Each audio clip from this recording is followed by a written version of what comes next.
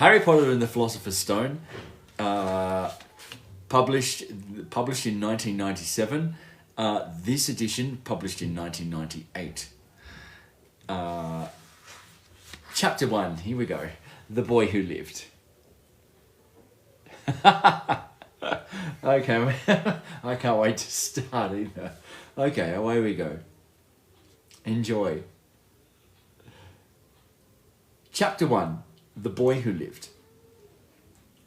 Mr. and Mrs. Dursley of number 4 Privet Drive were proud to say that they were perfectly normal, thank you very much.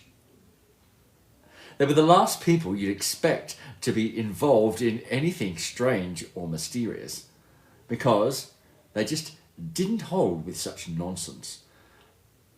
Mr. Dursley was the director of a firm called Grunnings, which made drills. He was a big, beefy man with hardly any neck, although he did have a very large moustache. Mrs. Dursley was thin and blonde, and had nearly twice the usual amount of neck, which came in very useful as she spent so much of her time craning over garden fences, spying on the neighbours. The Dursleys had a small son called Dudley, and, in their opinion, there was no finer boy anywhere. The Dursleys had everything they wanted, but they also had a secret, and their greatest fear was that somebody would discover it. They didn't think they could bear it if anyone found out about the Potters. Mrs. Potter was Mrs. Dursley's sister, but they hadn't met for several years. In fact, Mrs. Dursley's sister pretended she didn't have one, because her sister and her good-for-nothing husband were as un-Dursleyish as it was possible to be. The Dursleys shuddered to think what the neighbours would say if the Potters arrived in the street. The Dursleys knew that the Potters had a small son too, but they had never even seen him. This boy was another good reason for keeping the Potters away. They didn't want Dudley mixing with a child like that. When Mr. and Mrs. Dursley woke up on the dull, grey Tuesday our story starts, there was nothing about the cloudy sky outside to suggest that strange and mysterious things would soon be happening all over the country. Mr. Dursley hummed as he picked out his most boring tie for work, and Mrs. Dursley gossiped, still happily, as she wrestled a screaming Dudley into his high chair. None of them noticed a large tawny owl flutter past the window. At 8:30, Mr. Dursley picked up his briefcase, pecked Mrs. Dursley on the cheek, and tried to kiss Dudley goodbye, but missed, because Dudley was now having a tantrum and throwing his cereal at the walls. "Little tyke," chortled Mr. Dursley.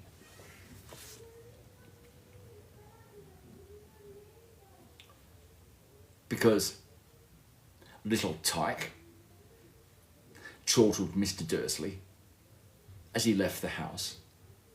He got into his car and backed out of number 4's drive.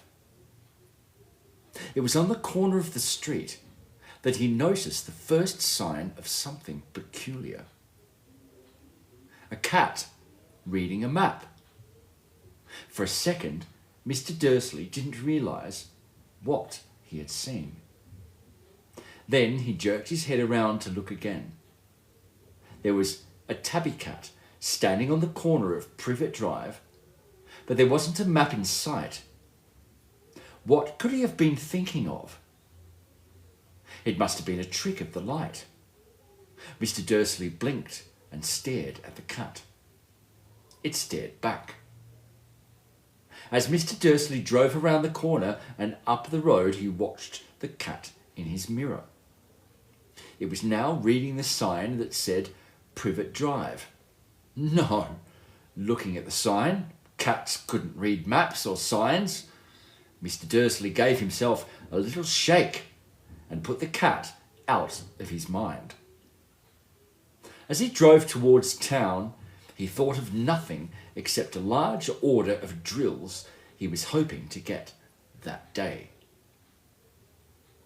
But on the edge of town, drills were driven out of his mind by something else. As he sat in the usual morning traffic jam, he couldn't help noticing that there seemed to be a lot of strangely dressed people about. People in cloaks. Mr. Dursley couldn't bear people who dressed in funny clothes. The get-ups you saw on young people. He supposed this was some stupid new fashion. He drummed his fingers on the steering wheel, and his eyes fell on a huddle of these weirdos standing quite close by. They were whispering excitedly together. Mr. Dursley was enraged to see that a couple of them weren't young at all. Why, that man had to be older than he was, and wearing an emerald green cloak. The nerve of him! But then it struck Mr. Dursley that this was probably some silly stunt. These people were obviously collecting for something. Yes, that would be it. The traffic moved on, and a few minutes later, Mr. Dursley arrived at the Grunnings car park, his mind back on drills. Mr. Dursley always sat with his back to the window in his office on the 9th floor. If he hadn't, he might have found it harder to concentrate on drills that morning. He didn't see the owls swooping past in broad daylight, though people down in the street did. They pointed and gazed open-mouthed as owl after owl sped overhead. Most of them had never seen an owl even at night time. Mr. Dursley, however, had a perfectly normal owl-free moment. He yelled at 5 different people. He made several important telephone calls and shouted a bit more.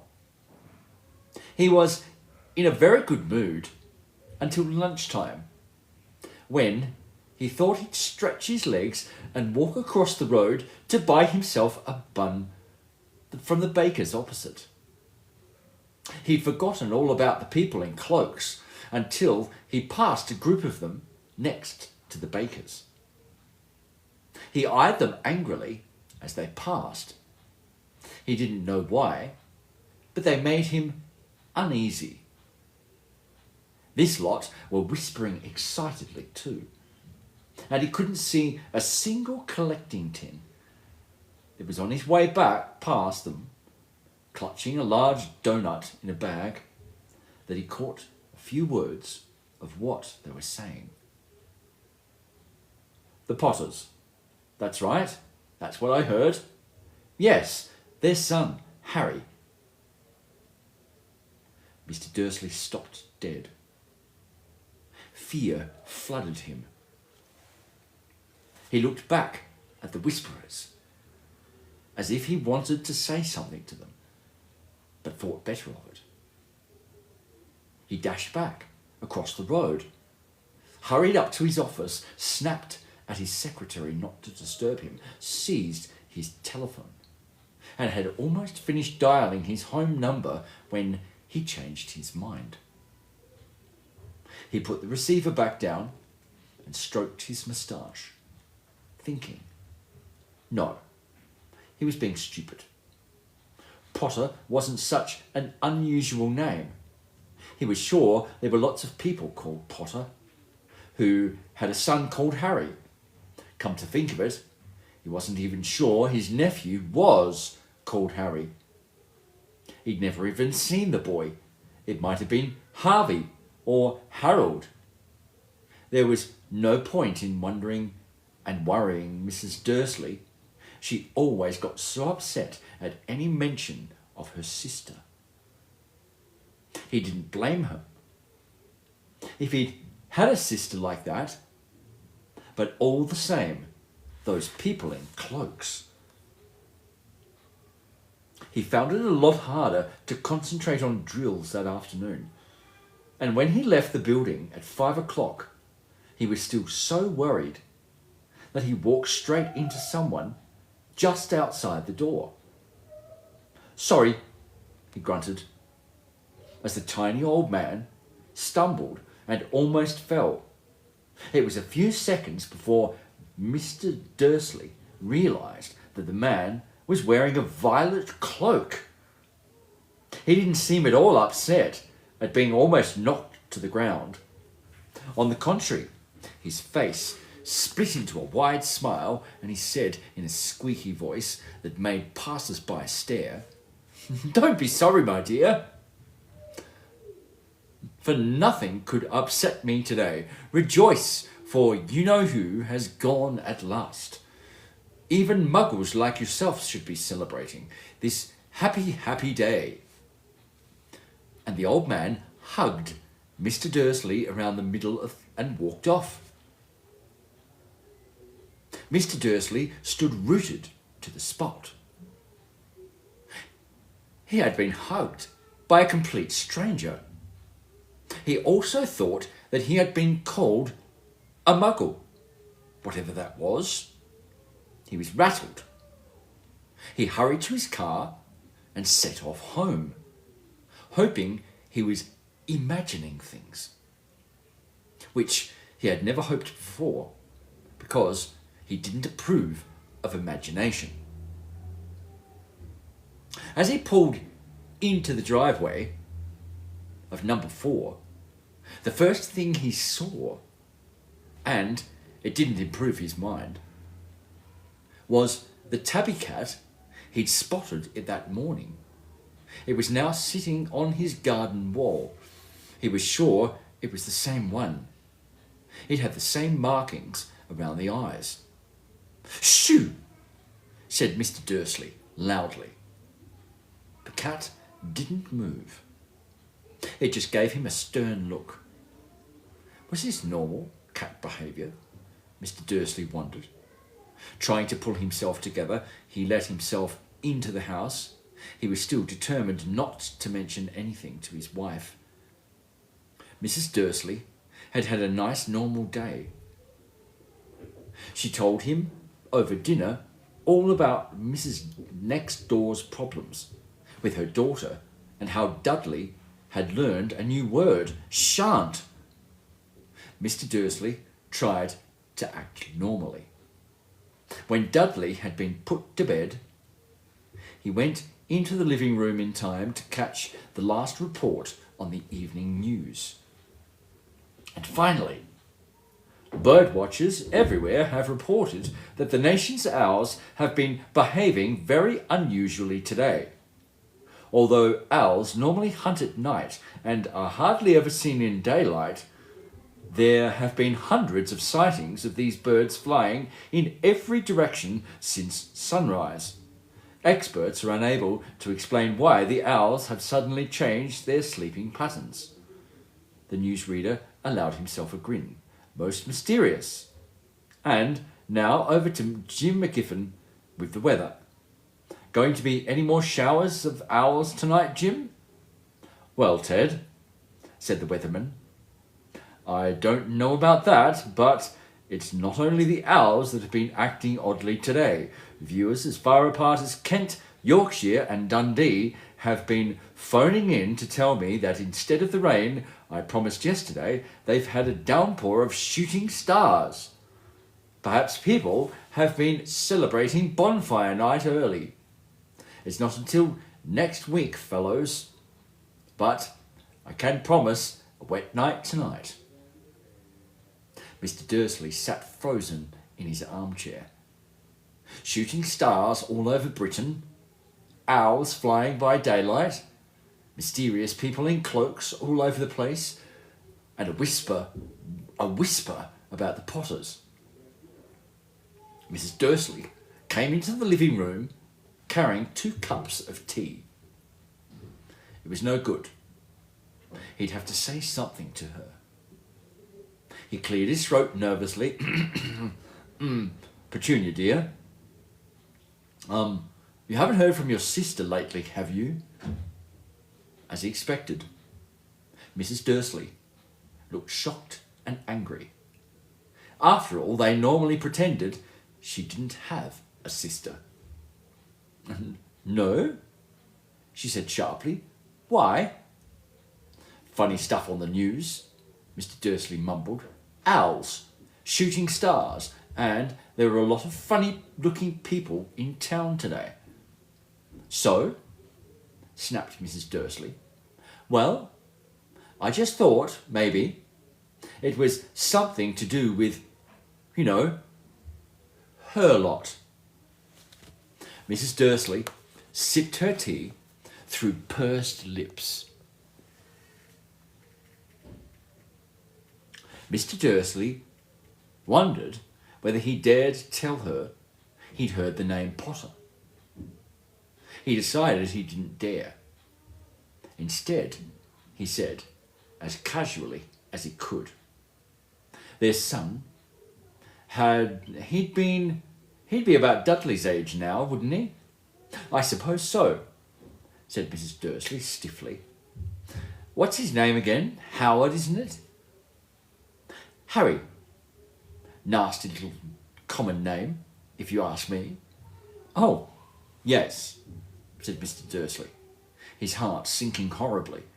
Yes, I quite agree. He didn't say another word on the subject as they went upstairs to bed.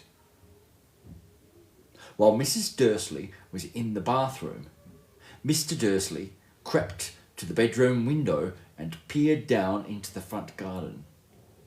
The cat was still there. It was staring down Privet Drive as though it was waiting for something. Was he imagining things? Could all this have anything to do with the Potters? If it did, if it got out that they were related to a pair of, well, he didn't think he could bear it. The Dursleys got into bed. Mrs. Dursley fell asleep quickly, but Mr. Dursley lay awake, turning it all over in his mind. His last, comforting thought before he fell asleep was that even if Potters were involved, there was no reason for them to come near him and Mrs. Dursley. The Potters knew very well what he and Petunia thought about them and their kind.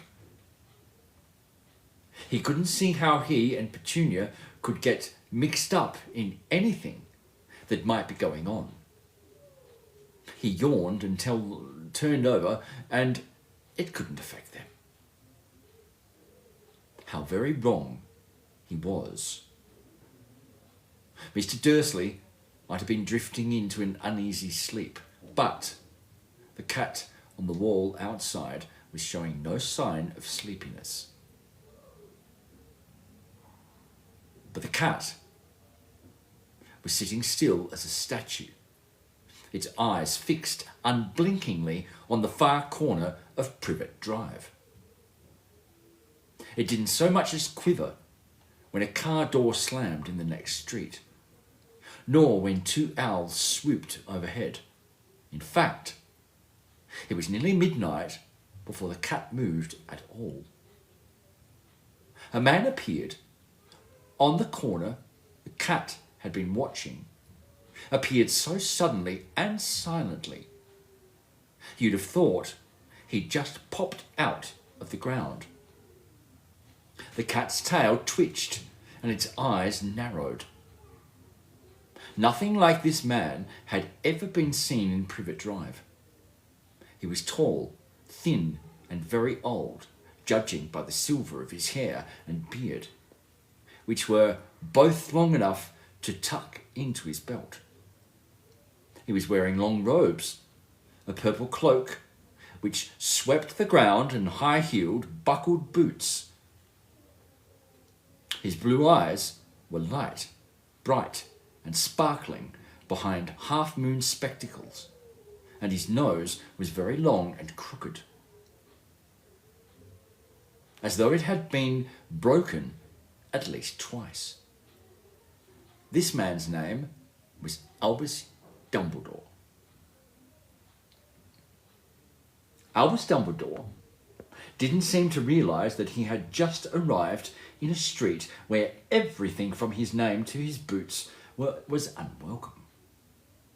He was busy rummaging in his cloak, looking for something. But he did seem to realise he was being watched, because he looked up suddenly at the cat, which was still staring at him from the other end of the street. For some reason, the sight of the cat seemed to amuse him. He chuckled and muttered, "I should have known." He had found what he was looking for in his inside pocket. It seemed to be a silver cigarette lighter. He flicked it open, held it up in the air, and clicked it. The nearest street lamp went out with a little pop. He clicked it again. The next lamp flickered into darkness. 12 times he clicked the put-outer until the only lights left in the whole street were 2 tiny pinpricks in the distance, which were the eyes of the cat watching him. If anyone looked out of their window now, even the beady eyes at Mrs. Dursley, they wouldn't be able to see anything that was happening down on the pavement. Dumbledore slipped the put-outer back inside his cloak and set off down the street towards number 4, where he sat down on the wall next to the cat. He didn't look at it, but after a moment he spoke to it. "Fancy seeing you here, Professor McGonagall." He turned his smile to the tabby, but it had gone. Instead, he was smiling at a rather severe-looking woman who was wearing square glasses exactly the shape of the markings the cat had made around its eyes. She too was wearing a cloak, an emerald one. Her black hair was drawn into a tight bun. She looked distinctly ruffled. "How did you know it was me?" she asked. "My dear Professor, I've never seen a cat sit so stiffly." "You'd be stiff if you'd been sitting on a brick wall all day," said Professor McGonagall. "All day? When you could have been celebrating? I must have passed a dozen feasts and parties on my way here." Professor McGonagall sniffed angrily. "Oh yes, everyone's celebrating all right," she said impatiently. "You'd think they'd be a bit more careful. But no, even the Muggles have noticed something's going on. It was on the news." She jerked her head back at the Dursleys' dark living room window. "I heard it. Flocks of owls, shooting stars. Well, they're not completely stupid. They were bound to notice something. Shooting stars down in Kent. I'll bet that was Dedalius Diggle. He never had much sense." "You can't blame them," said Dumbledore gently. "We've had precious little to celebrate for 11 years. "I know that," said Professor McGonagall irritably. But that's no reason to lose our heads. People are being downright careless out on the streets in broad daylight, not even dressed in muggle clothes, swapping rumours. She threw a sharp, sideways glance at Dumbledore here, as though hoping he was going to tell her something. But he didn't. So she went on. A fine thing it would be if, on the very day you-know-who seems to have disappeared, at last, the Muggles found out about all of us. I suppose he really has gone, Dumbledore.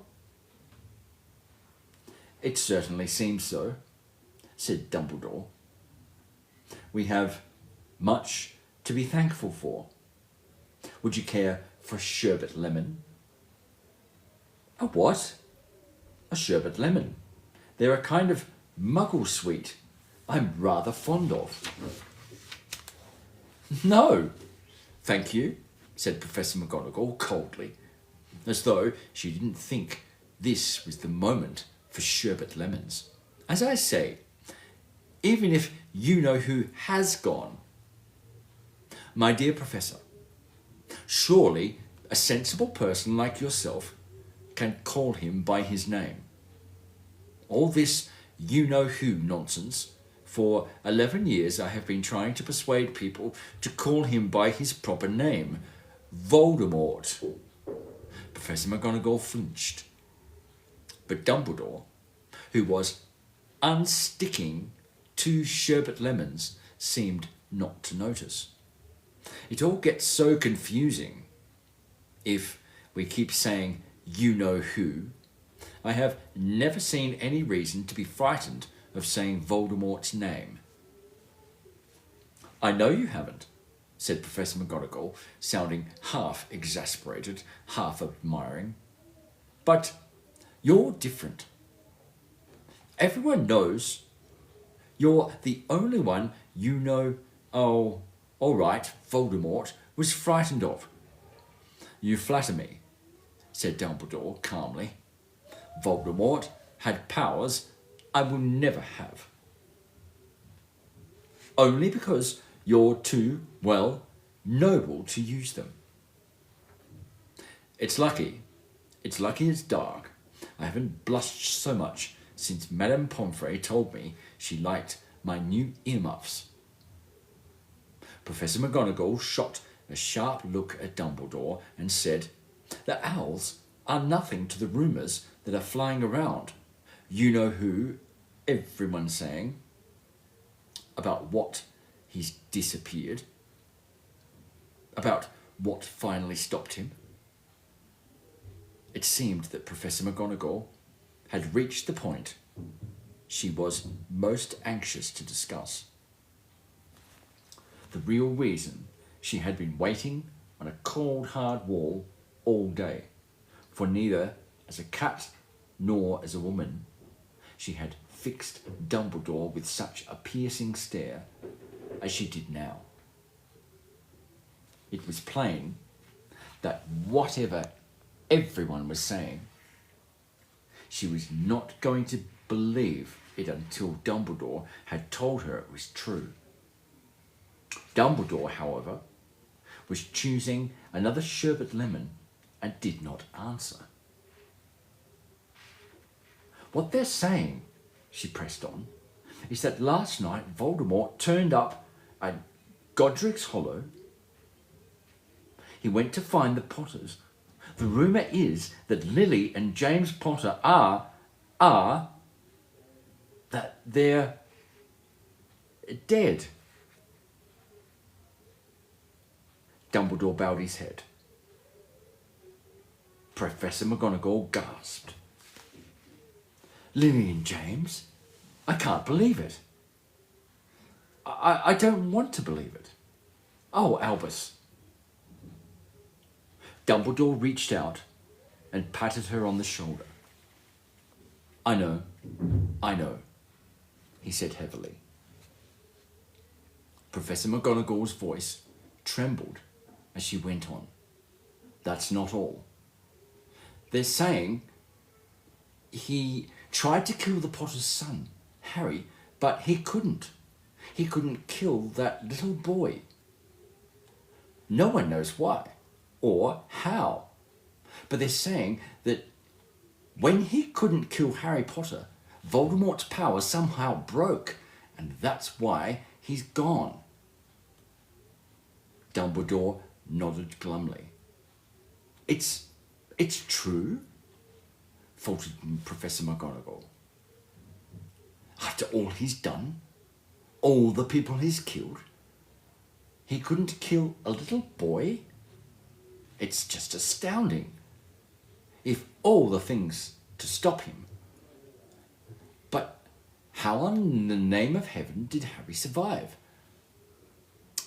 We can only guess, said Dumbledore. We may never know. Professor McGonagall pulled out a lace handkerchief and dabbed at her eyes beneath her spectacles. Dumbledore gave a great sniff as he took a golden watch from his pocket and examined it. It was a very odd watch. It had 12 hands, but no numbers. Instead, little planets were moving around the edge.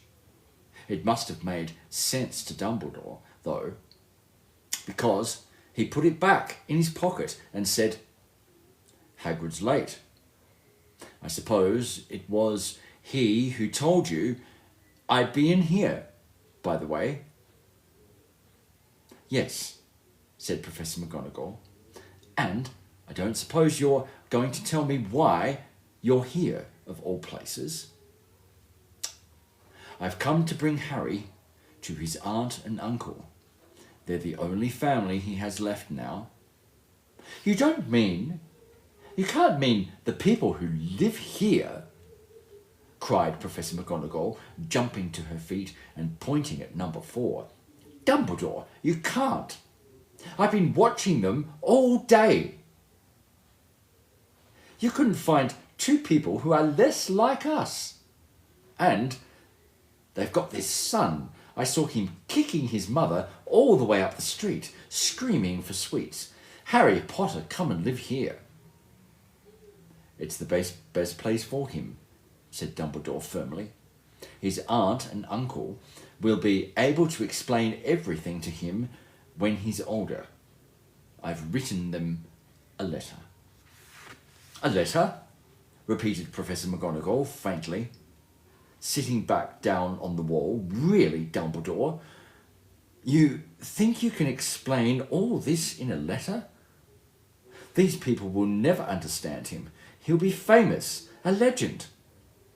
I wouldn't be surprised if today was known as Harry Potter Day in future. There will be books written about Harry. Every child in our world will know his name. Exactly, said Dumbledore, looking very seriously over the top of his half-moon glasses. It would be enough to turn any boy's head. Famous before he can walk and talk. Famous for something he won't even remember. Can't you see how much better off he'll be, growing up away from all that until he's ready for it? Professor McGonagall opened her mouth, changed her mind, swallowed, and then said, Yes, you're right, of course, but how is the boy getting here? Dumbledore. She eyed his cloak, suddenly, as though she thought he might be hiding Harry underneath it. Hagrid's bringing him. You think it wise to trust Hagrid with something as important as this? I would trust Hagrid with my life, said Dumbledore. I'm not saying his heart isn't in the right place, said Professor McGonagall grudgingly. But you can't pretend he's not careless. He does tend to... What was that? A low rumbling sound had broken the silence around them. It grew steadily louder as they looked up and down the street for some sign of a headlight. It swelled to a roar as they both looked up at the sky, and a huge motorbike fell out of the air and landed on the road in front of them. If the motorbike was huge, it was nothing to the man sitting astride it. He was almost twice as tall as a normal man, and at least 5 times as wide. He looked simply too big to be allowed, and so wild. Long tangles of bushy black hair and beard had most of his face. He had hands the size of dustbin lids, and his feet, in their leather boots, were like baby dolphins. In his vast muscular arms, he was holding a bundle of blankets. "Hagrid," said Dumbledore, sounding relieved. "At last! And where did you get that motorbike?" "Borrowed it, Professor Dumbledore, sir," said the giant, climbing carefully off the motorbike as he spoke.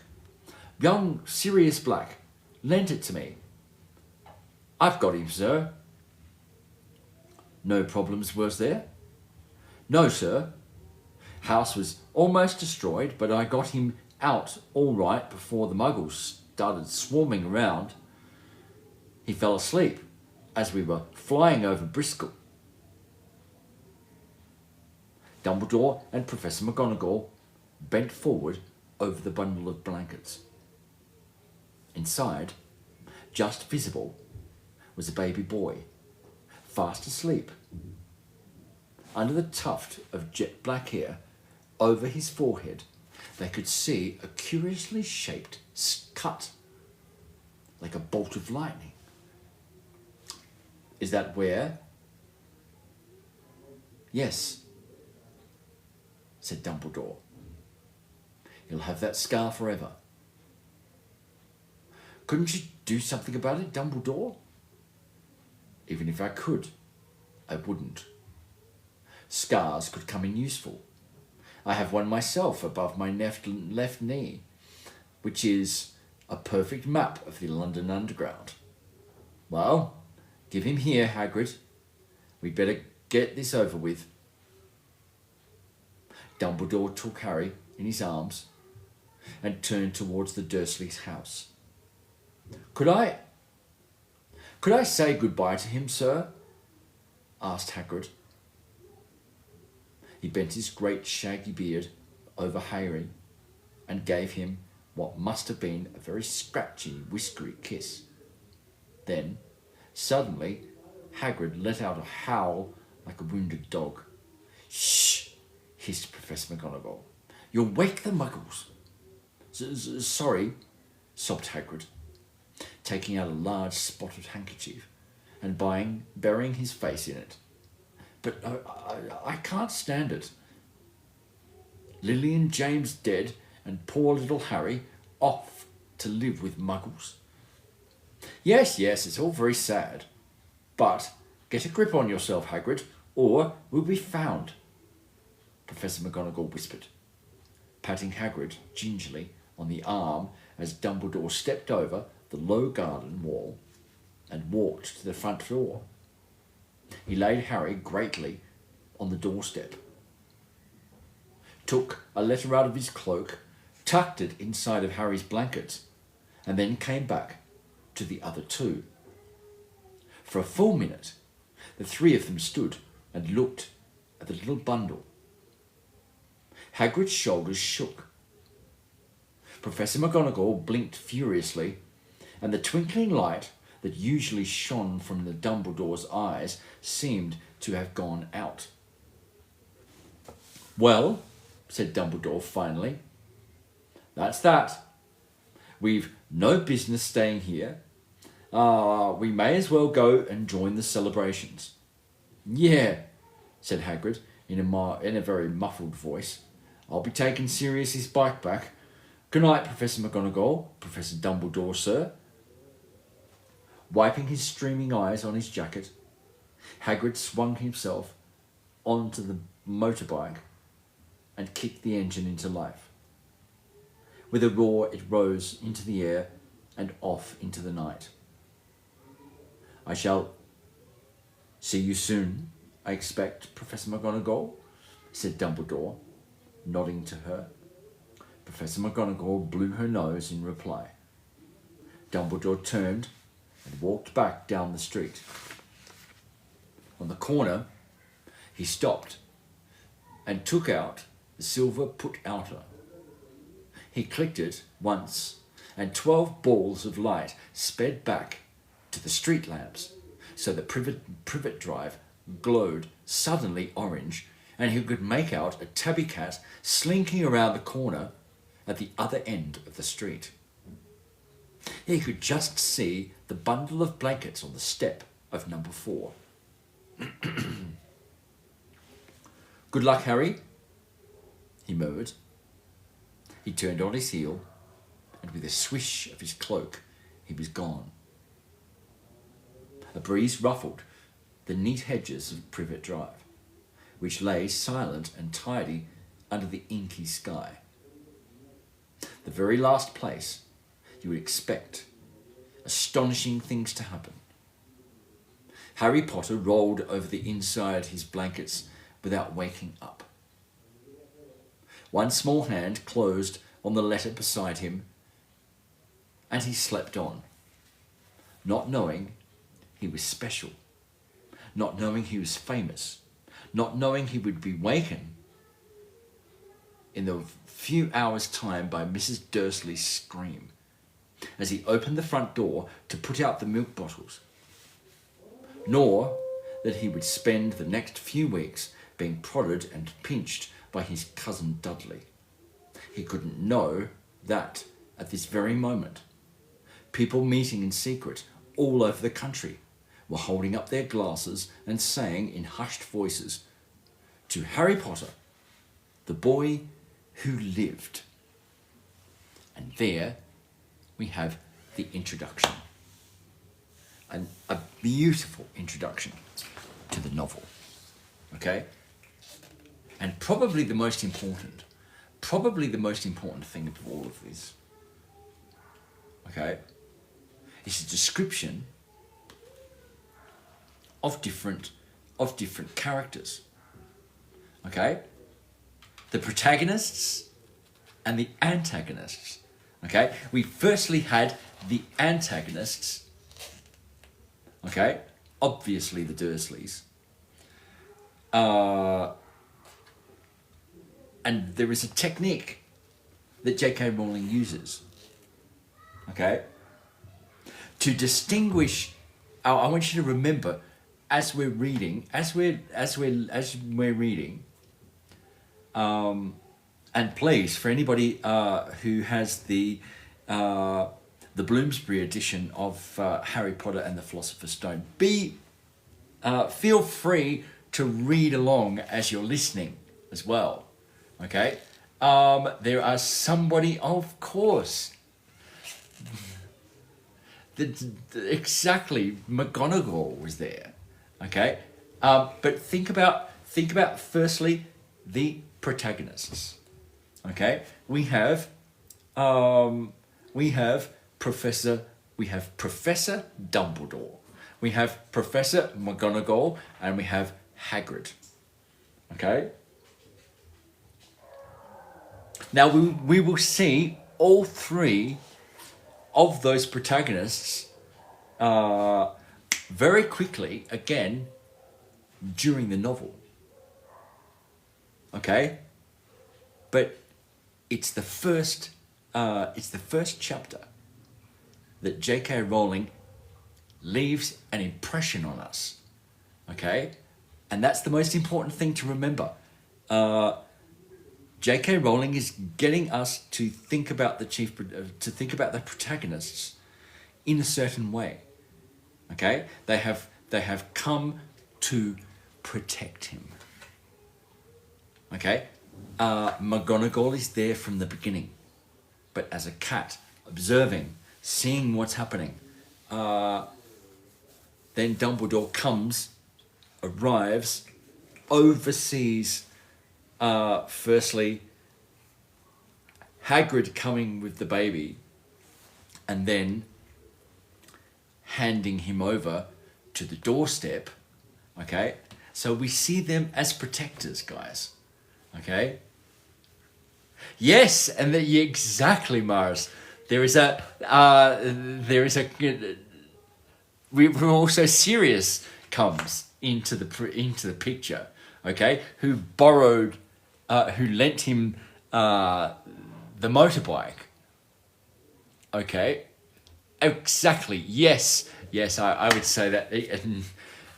Nikki, I would say exactly the same thing. The appearance, firstly, as we will see, I just love it. But there we have the protagonists, okay, and on the other side we have the antagonists, okay, and from that, J.K. Rowling, I want you to pay attention to it, and I'm going to pay attention to it many, many times during this series. Okay, why? Because I've said it before, but I'll say it in the first reading of it.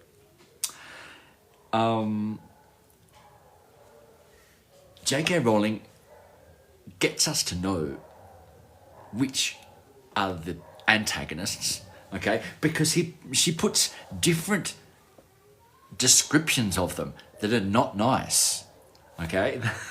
Descriptions of the people that are not nice at all, okay? There are no unkind descriptions to Professor McGonagall, Professor Dumbledore, and to Hagrid, except that he's big, okay, and he's got a beard, but that's about it, okay. But the Dursleys, Mr. Dursley, let's look.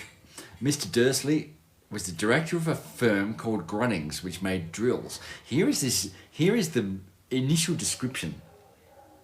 He was a big, beefy man with hardly any neck. And Mrs. Dursley had a longer neck, and the description of, which was very useful as she spent so much time craning over garden fences, spying on the neighbours. I love it. I love it. Why? But that's the thing. She's a gossipy neighbour. Okay, but she puts that tag on Mrs. Dursley immediately. Okay, and so we know that part of her character. Okay, I love it. I love those kinds of things when we're looking at it. Excellent, fantastic. Okay, let's get into chapter 2, The Vanishing Glass. Nearly 10 years had passed since the Dursleys had woken up to find their nephew on the front step. But Privet Drive had hardly changed at all. The sun rose on the same tidy front gardens and lit up the brass number 4 on the Dursleys' front door. It crept into their living room, which was almost exactly the same as it had been on the night when Mr. Dursley had seen that fateful news report about the owls. Only the photographs on the mantelpiece really showed how much time had passed. 10 years ago, there had been lots of pictures of what looked like a large pink beach ball, wearing different coloured bobble hats. But Dudley Dursley was no longer a baby, and now the photographs showed a large blonde boy riding his first bicycle on a roundabout at the fair, playing a computer game with his father, being hugged and kissed by his mother. The room held no sign at all that another boy lived in the house too. Yet Harry Potter was still there, asleep at the moment, but not for long. His Aunt Petunia was awake, and it was her shrill voice which made up the first noise of the day. "Up! Get up! Now!" Harry woke with a start. His aunt rapped on the door again. "Up!" she screeched. Harry heard her walking towards the kitchen, and then the sound of the frying pan being put on the cooker. He rolled on his back and tried to remember the dream he had been having. It had been a good one. There had been a flying motorbike on it. He had a funny feeling he'd had the same dream before.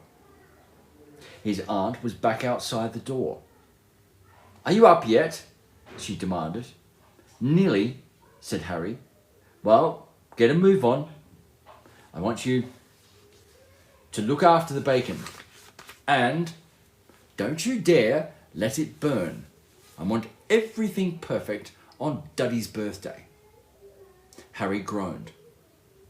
"What did you say?" His aunt snapped through the door. Nothing. Dudley's birthday. How could he have forgotten? Harry got slowly out of bed and started looking for socks. He found a pair under the bed and, after pulling a spider off one of them, put them on. Harry was used to spiders because the cupboard under the stairs was full of them, and that was where he slept.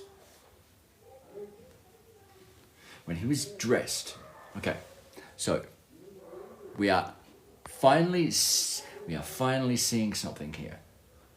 The lack of photographs of him on the mantelpiece. Okay? That he is in a room that is full of spiders. We're automatically thinking, okay, they're not being, it looks like she is screaming at him. So they're not being very nice to him. Okay? She's already giving that impression.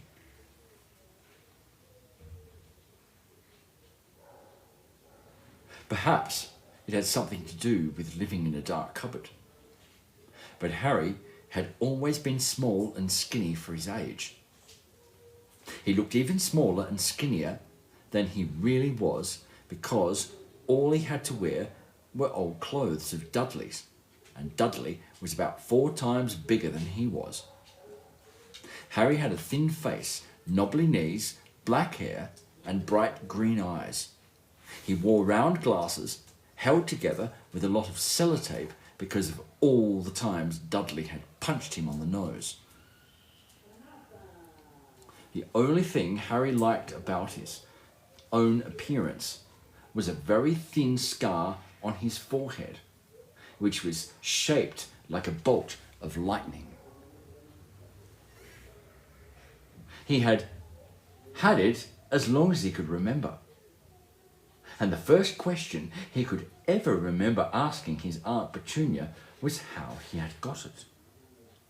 "In the car crash, when your parents died," she had said. "And don't ask questions." Don't ask questions. That was the first rule for a quiet life with the Dursleys.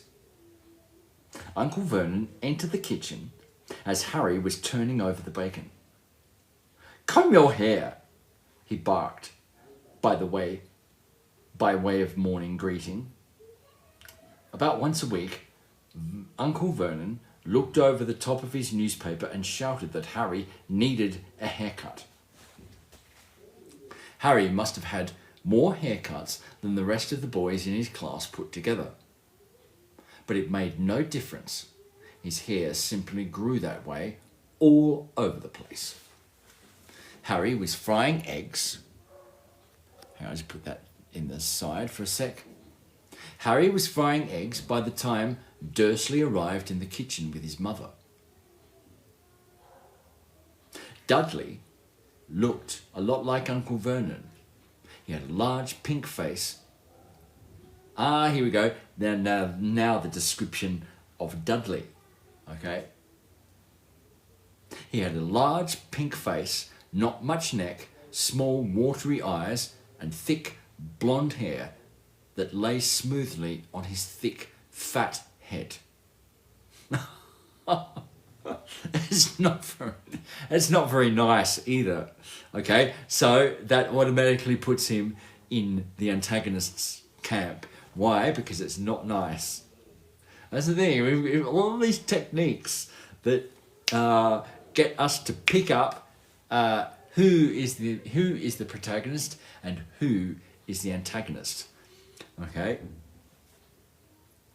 Harry put the plate of egg and bacon on the table, which was difficult as there wasn't much room. Dudley, meanwhile, was counting his presents. His face fell. 36, he said, looking up at his mother and father. That's 2 less than last year.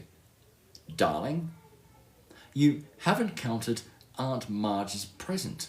See, it's under this bag, one from Mummy and Daddy. All right, 37 then, said Dudley, going red in the face. Harry, who could see a huge Dudley tantrum coming on, began wolfing down his bacon as fast as possible in case Dudley turned the table over. Aunt Petunia obviously scented danger too, because she had said quickly, "And we'll buy you another 2 presents while we're out today. How's that, Pumpkin? 2 more presents. Is that all right?" Dudley thought for a moment. It looked like hard work. Finally, he said slowly, "So, I'll have 30. 30. 39, sweetums," said Aunt Petunia. "Oh," Dudley sat down heavily and grabbed the nearest parcel. "All right then." Uncle Vernon chuckled. "Little tyke wants his money's worth, just like his father. Attaboy, Dudley." He ruffled Dudley's hair. At that moment, the telephone rang and Aunt Petunia went to answer it, while Harry and Uncle Vernon watched Dudley unwrap the racing bike. A cine camera, a remote control aeroplane, 16 new computer games, and a video recorder. He was ripping the paper off a gold wristwatch when Aunt Petunia came back from the telephone looking both angry and worried. "Bad news, Vernon," she said. "Mrs. Figg's broken her leg. She can't take him." She jerked her head in Harry's direction. Dudley's mouth fell open in horror, but Harry's heart gave a leap. Every year on Dudley's birthday, his parents took him and a friend out for the day to adventure parks, hamburger bars, or the cinema. Every year, Harry was left behind with Mrs. Figg, a mad old lady who lived 2 streets away. Harry hated it there. The whole house smelled of cabbage, and Mrs. Figg made him look at the photographs of all the cats she'd ever owned. "Now what?" said Aunt Petunia, looking furiously at Harry as though he'd planned this. Harry knew he ought to feel sorry for that Mrs. Figg had broken her leg. But it wasn't easy when he reminded himself it would be a whole year before he had to look at Tibbles, Snowy, Mr. Paws and Tufty again. "We could phone Marge," Uncle Vernon suggested. "Don't be silly, Vernon. She hates the boy." The Dursleys often spoke about Harry like this, as though he wasn't there, or rather, as though he was something very nasty that couldn't understand them, like a slug. "What about what's-her-name, your friend, Yvonne?" "On holiday in Mallorca," snapped Aunt Petunia. "You could just leave me here," Harry put in hopefully. He'd be able to watch what he wanted on television for a change, and maybe even have a go on Dudley's computer. Aunt Petunia looked as though she'd just swallowed a lemon. and come back and find the house in ruins? She snarled. It won't blow up the house. I won't blow up the house, said Harry, but they weren't listening. I suppose we could take him to the zoo, said Aunt Petunia slowly, and leave him in the car. That car's new. He's not sitting in it alone.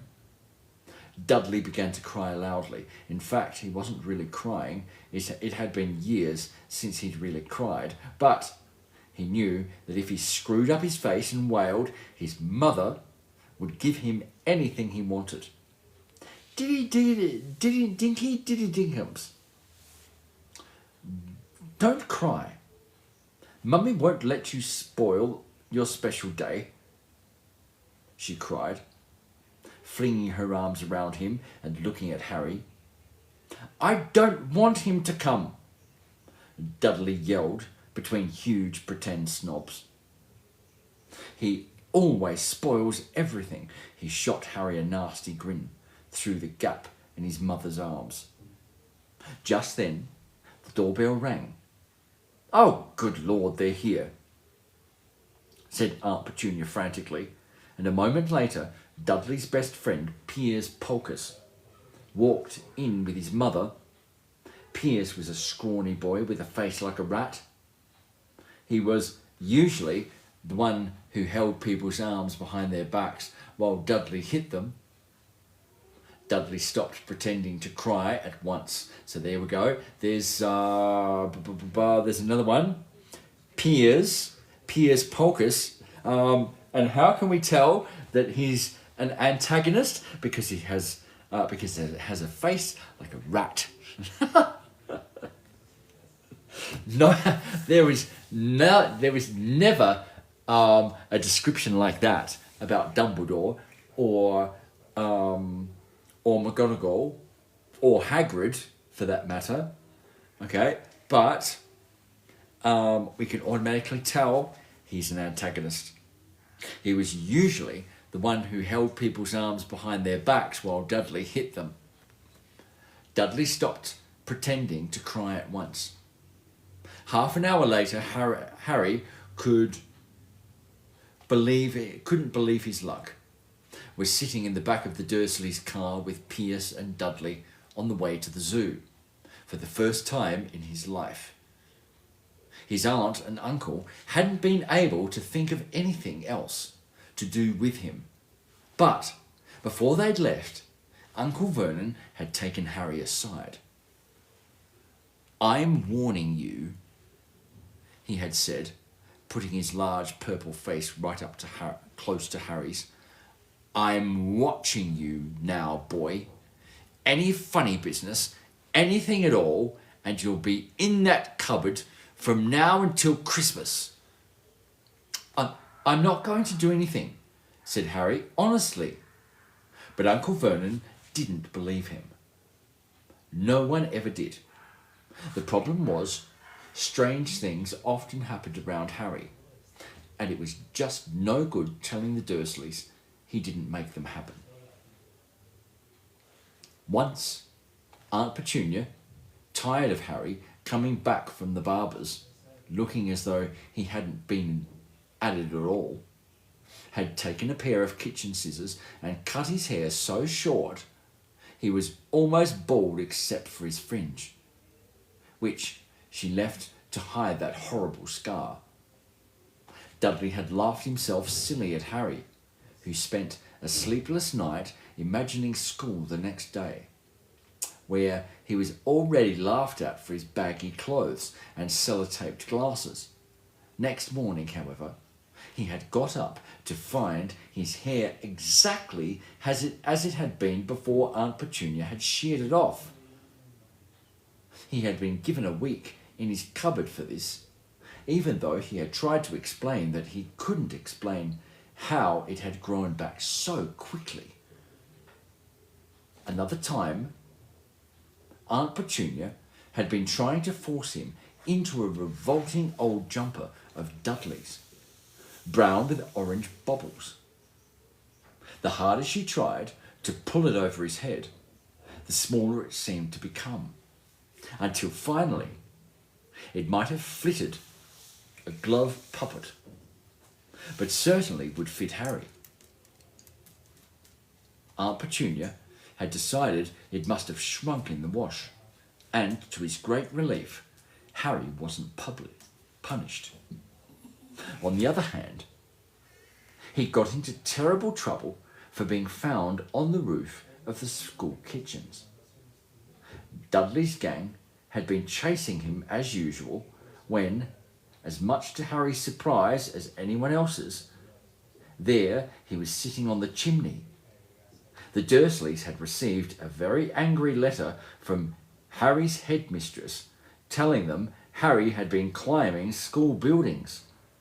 But all he tried to do, as he shouted at Uncle Vernon through the locked door of his cupboard, was jump behind the big bins outside the kitchen doors. Harry supposed that the wind must have caught him in the mid-air. But today, nothing was going to go wrong.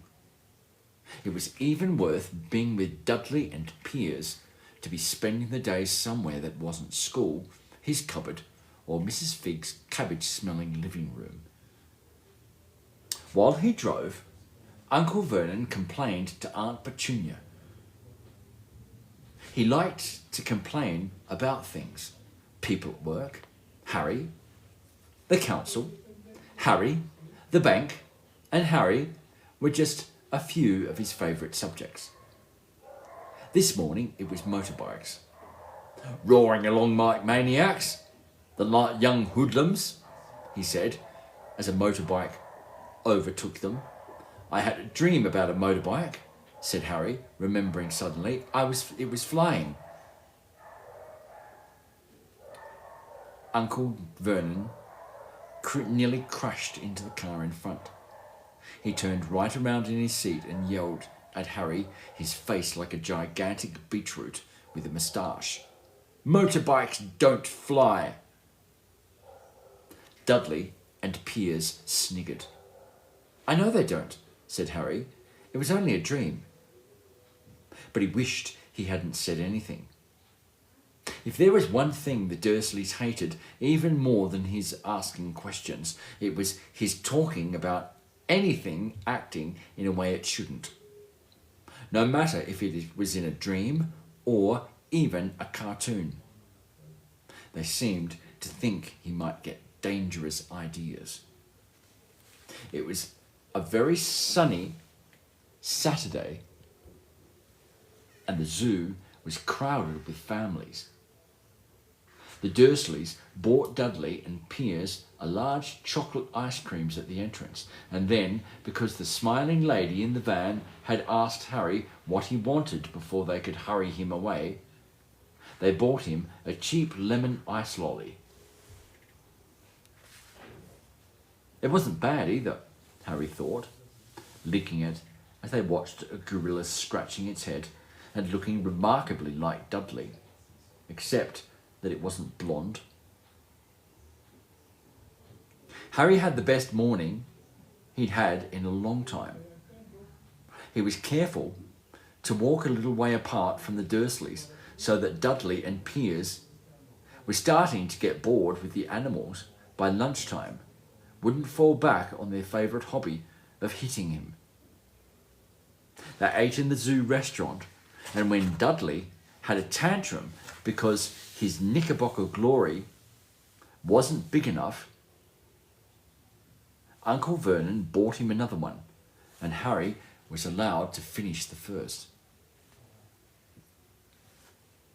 Harry felt afterwards that he should have known it was all too good to last. After lunch, they were at the reptile house. It was cool and dark in here, with lit windows all along the walls. Behind the glass, all sorts of lizards and snakes were crawling and slithering over bits of wood and stone. Dudley and Piers wanted to see huge, poisonous cobras and thick, man-crushing pythons. Dudley quickly found the largest snake in the place. It could have wrapped its body twice around Uncle Vernon's car and crushed it into a dustbin. But at that moment, it didn't look in the mood. In fact, it was fast asleep. Dudley stood with his nose pressed against the glass, staring at the glistening brown coils. "Make it move!" he whined at his father. Uncle Vernon tapped on the glass, but the snake didn't budge. "Do it again," Dudley ordered. Uncle Vernon rapped the glass smartly with his knuckles, but the snake just snoozed on. "This is boring," Dudley moaned. He shuffled away. Harry moved in front of the tank and looked intently at the snake. He wouldn't have been surprised if it had died of boredom itself. No company except stupid people drumming their fingers on the glass, trying to disturb it all day long. It was worse than having a cupboard as a bedroom, where the only visitor was Aunt Petunia hammering on the door to wake you up. At least he got to visit the rest of the house. The snake suddenly opened its beady eyes. Slowly, very slowly, it raised its head until its eyes were on a level with Harry's. It winked. Harry stared. Then he looked quickly around to see if anyone was watching. They weren't. He looked back at the snake and winked too. The snake jerked its head towards Uncle Vernon and Dudley, then raised its eyes to the ceiling. It gave Harry a look that said quite plainly, I get that all the time." "I know," Harry murmured through the glass, though he wasn't sure the snake could hear him. It must be really annoying. The snake nodded vigorously. "Where do you come from, anyway?" Harry asked. The snake jabbed its tail. As a little sign next to the glass, Harry peered at it. "Boa constrictor, Brazil." "Was it nice there?" The boa constrictor jabbed its tail at the sign again, and Harry read on. The specimen was bred in the zoo. "Oh, I see. So, you've never been to Brazil?" As the snake shook its head, a deafening shout behind Harry made both of them jump. "Dudley! Mr. Dursley! Come and look at this snake! You won't believe what it's doing!" Dudley came waddling towards them as fast as he could. "Out of the way, you!" he said, punching Harry in the ribs. Caught by surprise, Harry fell hard on the concrete floor. What came next happened so fast, no one saw how it happened. 1 second, Pierce and Dudley were leaning right up close to the glass, and next, they had leapt back with howls of horror. Harry sat up and gasped. The glass front of the boa constrictor's tank had vanished. The great snake was uncoiling itself rapidly, slithering out onto the floor. People throughout the reptile house screamed and started running for the exit.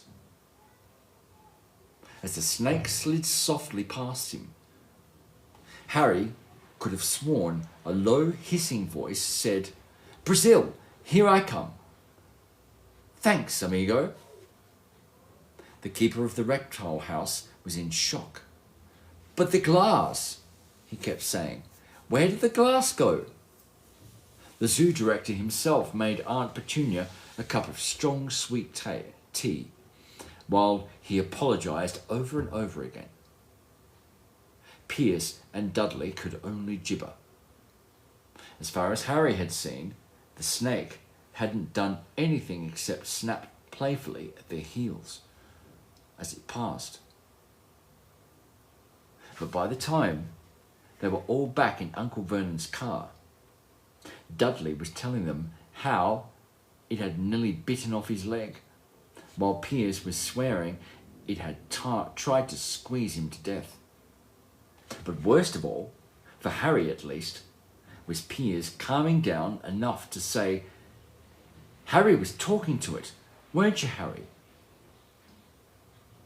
Uncle Vernon waited until Piers was safely out of the house before starting on Harry.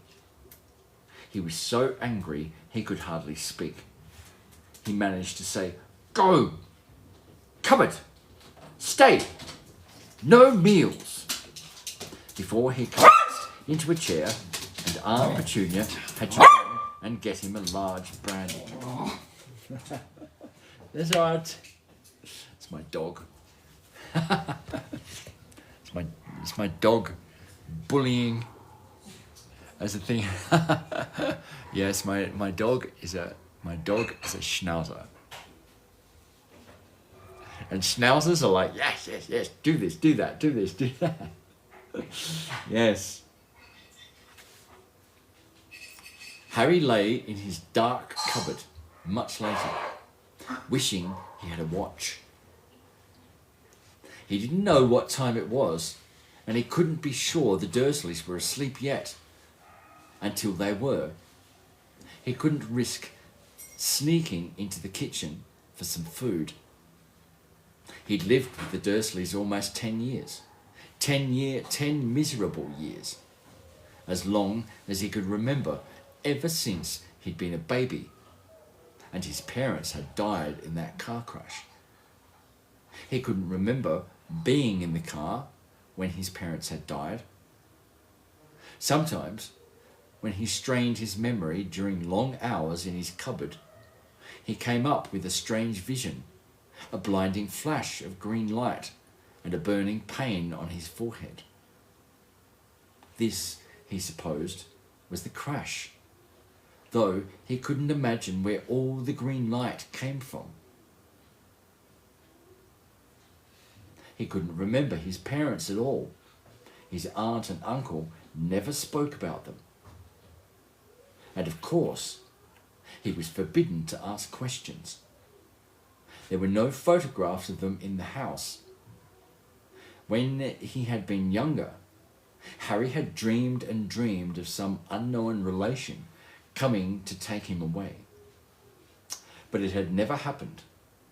The Dursleys were his only family. Yet sometimes he thought, or maybe hoped, that strangers in the street seemed to know him. Very strange strangers they were, too. A tiny man in a violet top that bowed to him once while they were shopping with Aunt Petunia and Dudley. After asking Harry furiously if he knew that man, Aunt Petunia had rushed them out of the shop without buying anything.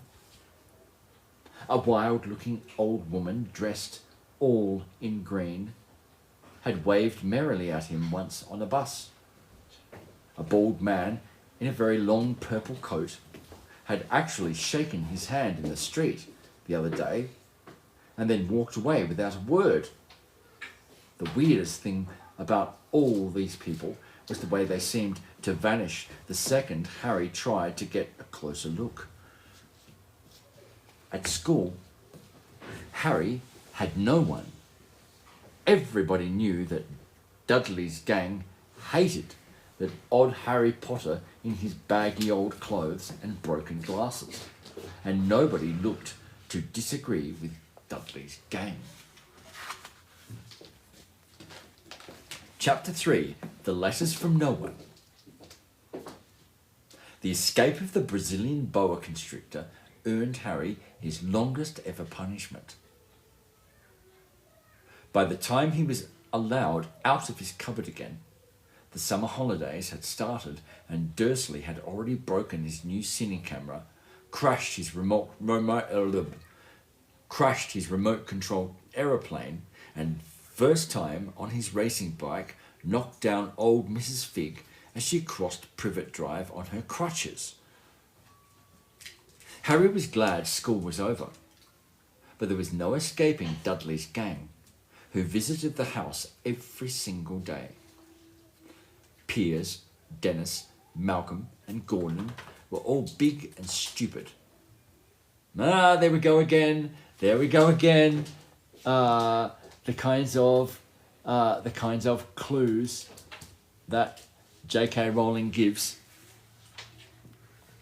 That who should be and who shouldn't be there. Okay. So when we're looking at it, we have to remember that. Dudley parked around the living room for the family in his brand new uniform. Smelting boys wore maroon tailcoats, orange knickerbockers, and flat straw hats called boaters. They all carried knobbly sticks used for hitting each other while the teachers weren't looking. This was supposed to be a good training for later life. As he looked at Dudley in his new knickerbockers, Uncle Vernon said gruffly that it was the proudest moment of his life. Aunt Petunia burst into tears and said he couldn't believe it was her ickle diddykins. He looked so handsome and grown up. Harry didn't trust himself to speak. He thought 2 of his ribs might already have cracked from trying not to laugh. There was a horrible smell in the kitchen next morning when Harry went in for breakfast. It seemed to be coming from a large metal tub in the sink. He went to have a look. The tub was full of what looked like dirty rags swimming in grey water. "What's this?"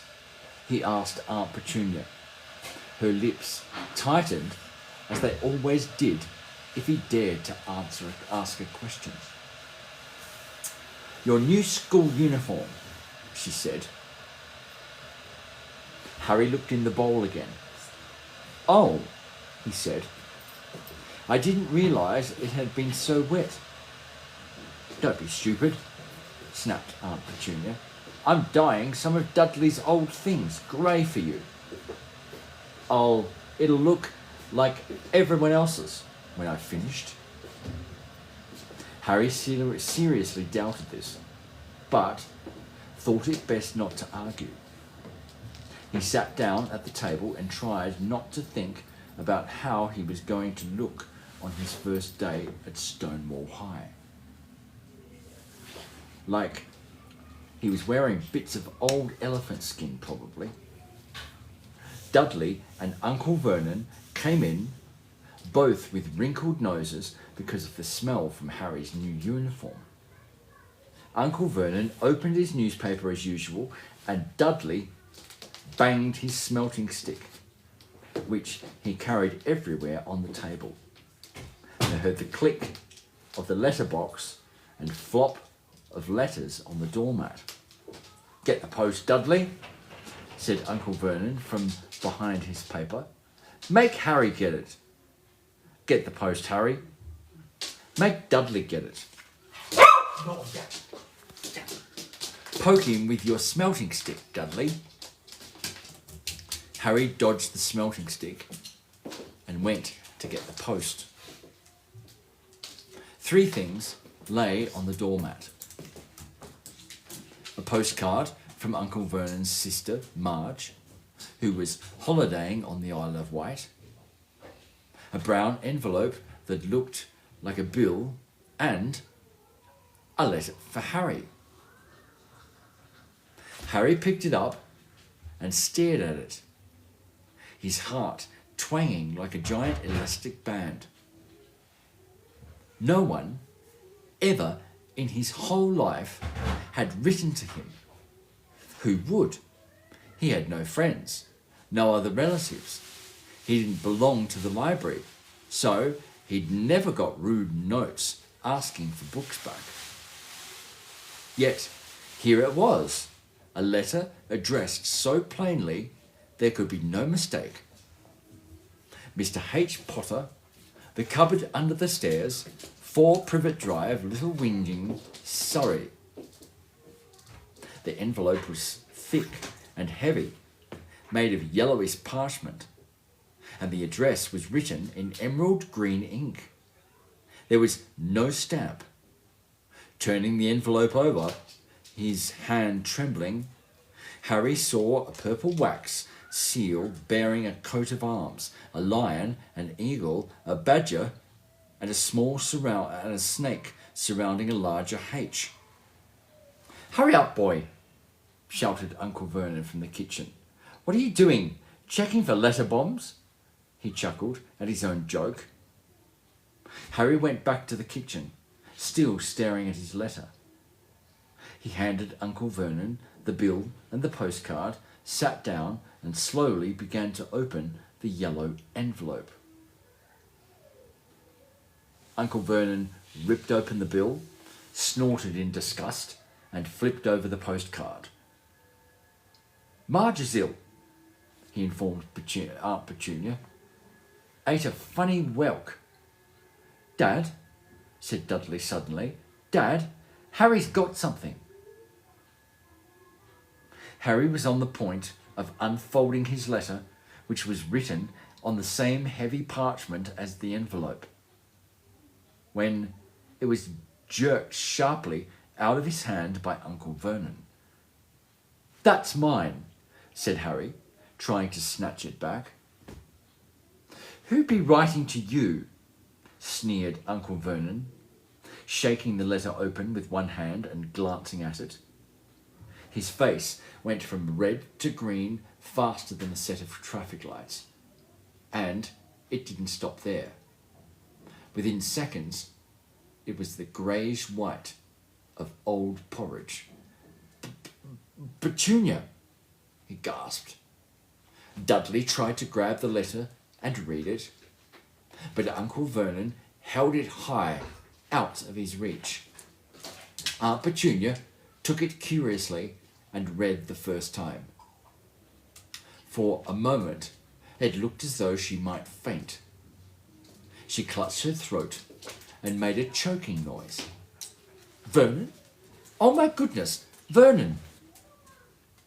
She stared, and they stared together, seeming to have forgotten that Harry and Dudley were still in the room.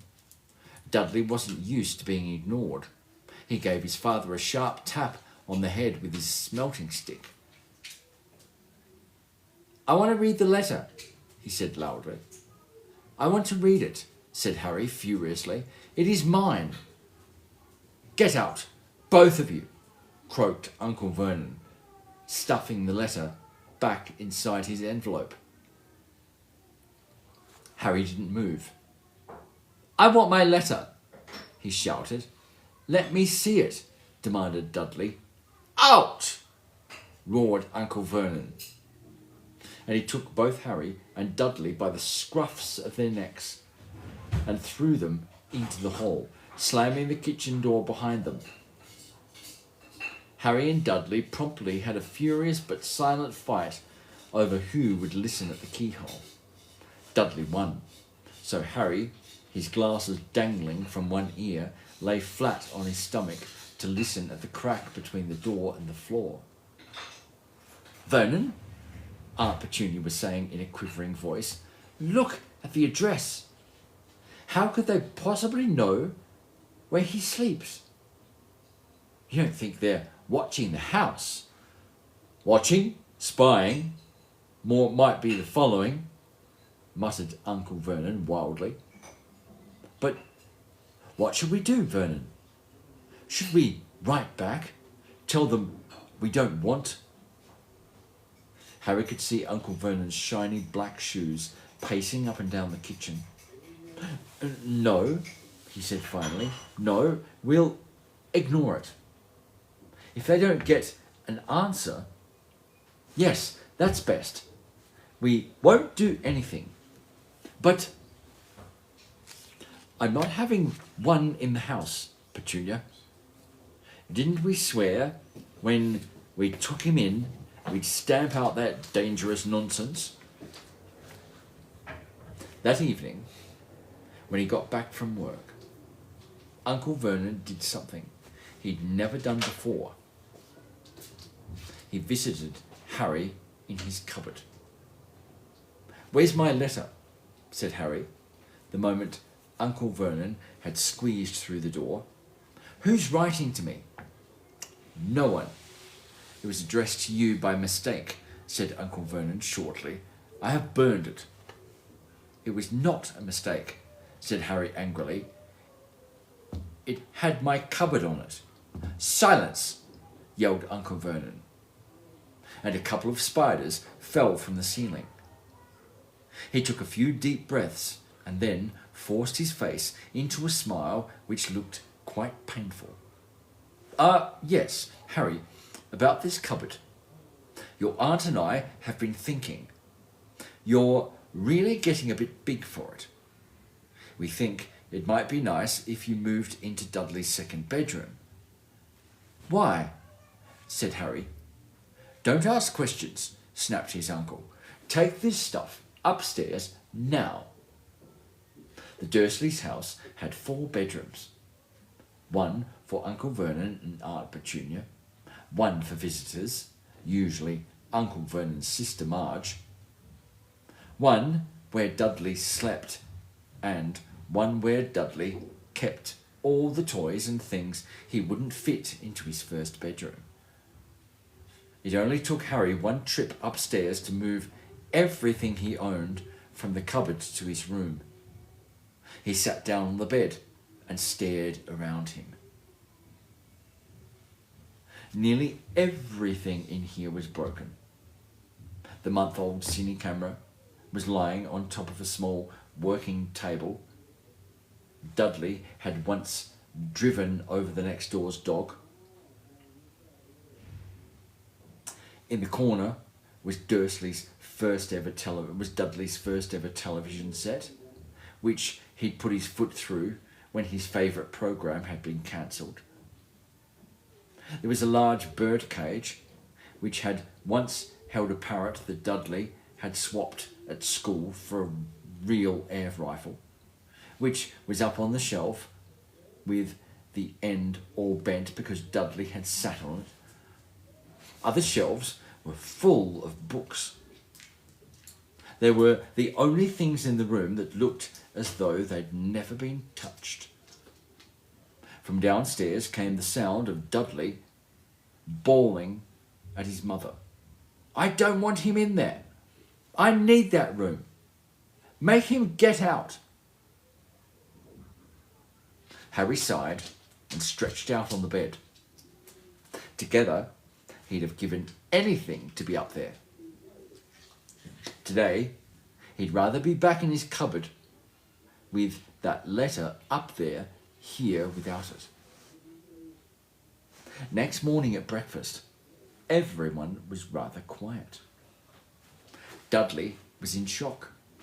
He'd screamed, whacked his father with his smelting stick, been sick on purpose, kicked his mother, and thrown his tortoise through the greenhouse roof, and he still didn't have his room back.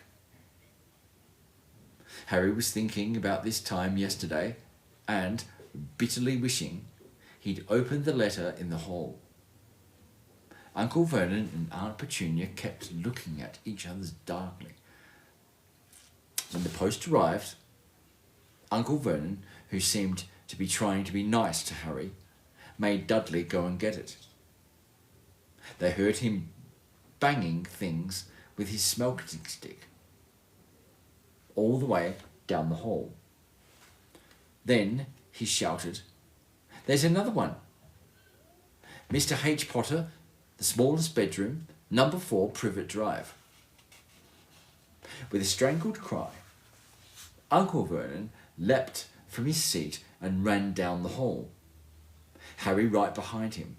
Uncle Vernon had to wrestle Dudley to the ground to get the letter from him, which was made difficult by the fact that Harry had grabbed Uncle Vernon around the neck from behind. After a minute of confused fighting, in which everyone got hit a lot by the smelting stick. Uncle Vernon straightened up, gasping for breath, with Harry later clutched in his hand. "Get to your cupboard. I mean, your bedroom," he wheezed at Harry. "Dudley, go. Just go." Harry walked round and round his new room. Amazing looking at it. Amazing. Harry walked around his new room. Someone knew he had moved out of his cupboard, and they seemed to know he hadn't received his first letter. Surely that meant they'd try again. And this time, he'd make sure they didn't fail. He had a plan. The repaired alarm clock rang at 6 o'clock the next morning. Harry turned it off quickly and dressed silently. He mustn't wake the Dursleys. He stole downstairs without turning on any of the lights. He was going to wait for the postman in the corner of Privet Drive and get the letters from number 4 first. His heart hammered as he crept across the dark hall towards the front door. Ah! Harry leapt into the air. He'd trodden on something big and squashy on the doormat, something alive. Lights clicked on upstairs, and to his horror, Harry realised that the big squashy something had been his uncle's face. Uncle Vernon had been lying at the front and the foot of the door in a sleepless bag, clearly making sure that Harry didn't do exactly what he'd been trying to do. He shouted at Harry for about half an hour and then told him to go and make a cup of tea. Harry shuffled miserably off into the kitchen, and by the time he got back, the post had arrived, right into Uncle Vernon's lap. Harry could see 3 letters addressed in green ink. "I want," he began, but Uncle Vernon was tearing the letters into pieces before his eyes. Uncle Vernon didn't go to work that day. He stayed at home and nailed up the letterbox. "See," he explained to Aunt Petunia through a mouthful of nails. "If they can't deliver them, they'll just give up. I'm not sure that'll work, Vernon." "Oh, these people's minds work in strange ways, Petunia. They're not like you and me," said Uncle Vernon, trying to knock in a nail with a piece of fruit cake Aunt Petunia had just brought him. On Friday, no less than 12 letters arrived for Harry. As they couldn't go through the letterbox, they had been pushed under the door, slotted through the sides, and a few even forced through the small window in the downstairs toilet. Uncle Vernon stayed at home again. After burning all the letters, he got out a hammer and nails and boarded up the cracks around the front and back doors, so no one could get out. He hummed Tiptoe Through the Tulips as he worked and jumped at small noises. On Saturday, things began to get out of hand. 24 letters to Harry found their way into the house, rolled up and hidden inside each of the 24 eggs that their very confused milkman had handed Aunt Petunia through a living room window. While Harry and Uncle Vernon made furious telephone calls to the post office and the dairy trying to find something to explain, Aunt Petunia shredded the letters in her food mixer. "Who on earth wants to talk to you this badly?" Dudley asked Harry in amazement. On Sunday morning, Uncle Vernon sat down at the breakfast table, looking tired and rather ill but happy. No post on Sundays, he reminded them happily, as he spread marmalade on his newspapers. No damn letter today.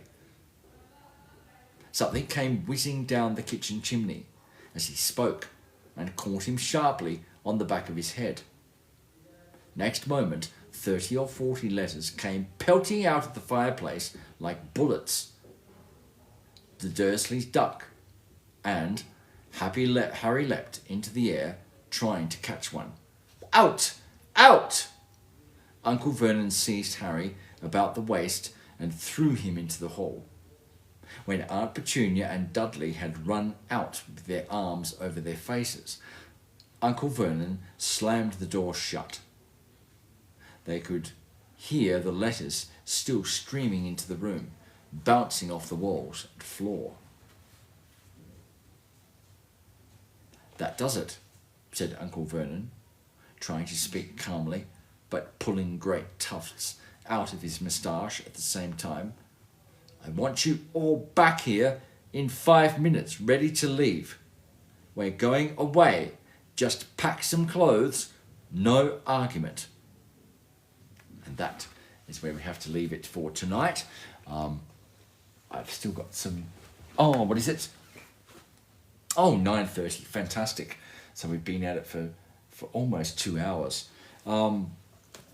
So I've got some grading. I've still got some grading to do. So I will leave it there for tonight. But tomorrow at 7:30 p.m. Okay, I will be here. And doing exactly the same thing as I did today.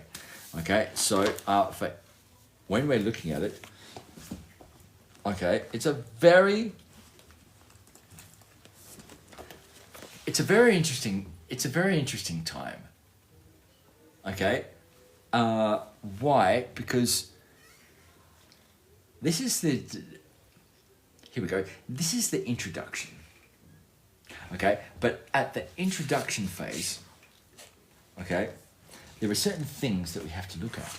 Okay, and the first one, hang on, just take that off. And the first one is technique. Okay, one of the things that J.K. Rowling has to do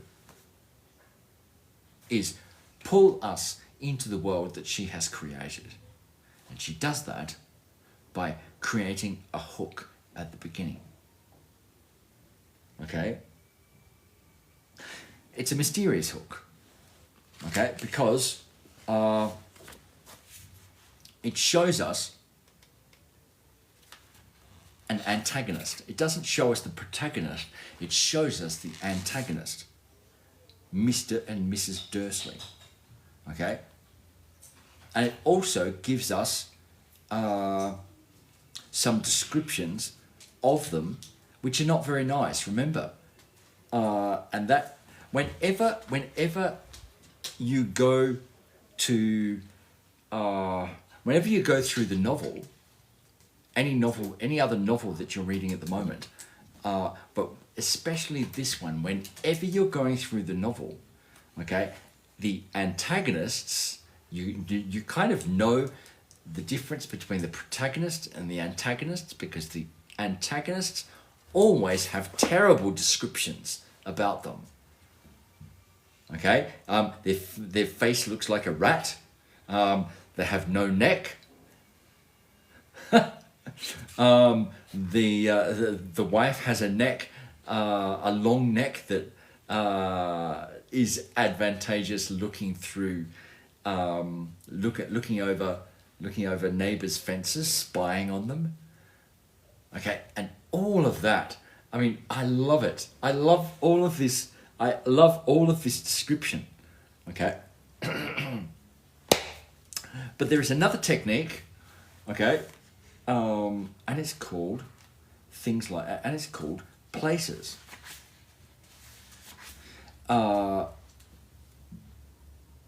This was written don't forget, this was written in 1997. And it was written in England. It was written about a place in England. Okay? And what happened was that J.K. Rowling brought real places out to people, okay, so that they could identify them, so that they could identify with it. Okay, it mentions Bristol. Okay, and so what happens? People automatically identify with the place, and they pick it up. You've got them. Okay. Oh my goodness! They flew. The owls flew over Bristol. Okay. Automatically getting people to identify with that novel. Okay. Whenever you see as part of the setting a place, that's getting the reader to identify with that. Okay, amazing when we're looking at it. So are we looking at it? If we're looking at perspective, so we are in page. And for those of you who are thinking about reading along, I know some ex-students who have their novels. I am starting tomorrow at page 35 of the Bloomsbury edition of Harry Potter and the Philosopher's Stone. Excellent, fantastic. Hope you enjoyed it. Yes, exactly. When we're looking at it, I hope you enjoyed it. And I will see you tomorrow. Do not forget 7:30 for those of you who have started tonight with this one. Excellent, fantastic, and I'll see you tomorrow. Hope you enjoyed it. Adios, Quincy. Take care. So 7:30 tomorrow night, and I will be starting with another reading. Fantastic. 7:30 for anybody who's thinking about it. That is 2 hours previous from right now. And don't forget, if you have come here for the first time, make sure that you push that red button so that you can see me next time that I go live. Excellent, fantastic, and I'll see you soon. Take care. Adios. Have a great night. Adios. Cuídate. Take care, guys. All right, welcome back. Adios. Bye. Bye.